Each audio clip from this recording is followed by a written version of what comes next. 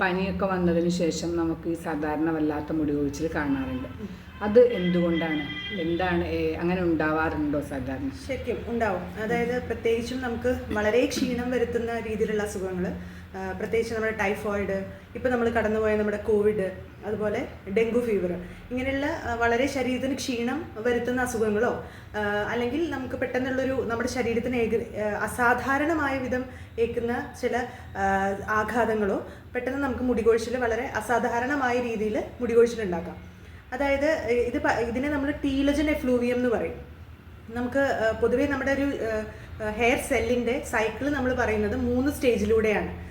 അതായത് ആനജൻ stage, catagen, അതുപോലെ ടീലജൻ, അങ്ങനെ 3 രീതിയിലാണ്, 3 സ്റ്റേജിലൂടെയാണ് ഒരു ഹെയർ ഫോളിക്കിൾ വളർന്ന് അല്ലെങ്കിൽ അതിൻ്റെ കാലചക്രം ഉണ്ടാവുന്നത്.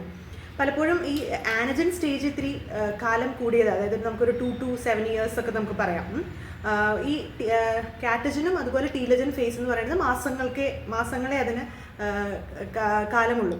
അപ്പോൾ പലപ്പോഴും നമുക്ക് ഇങ്ങനത്തെ ഒരു അസുഖം വരുമ്പോഴോ അല്ലെങ്കിൽ ആ ഒരു ന്യൂട്രീഷണൽ ആയിട്ടുള്ള പ്രശ്നം വരുന്നു, നമ്മുടെ ശരീരം പെട്ടെന്ന് ക്ഷീണിക്കുന്നു, അല്ലെങ്കിൽ പെട്ടെന്ന് ഒരു സ്ട്രെസ് ഇൻ ദ സെൻസ് നമ്മുടെ ശരീരത്തിനുള്ളൊരു മൊത്തത്തിൽ വന്ന ഒരു സ്ട്രെസ് വരുമ്പോൾ പെട്ടെന്ന് ഈ ആനജൻ സ്റ്റേറ്റിലുള്ള ഹെയർ ഫോളിക്കിൾസ് എല്ലാം അല്ലെങ്കിൽ ഹെയർ എല്ലാം പെട്ടെന്ന് തന്നെ ടീലജൻ സ്റ്റേറ്റിലേക്ക് മാറാനുള്ള സാധ്യതയുണ്ട്.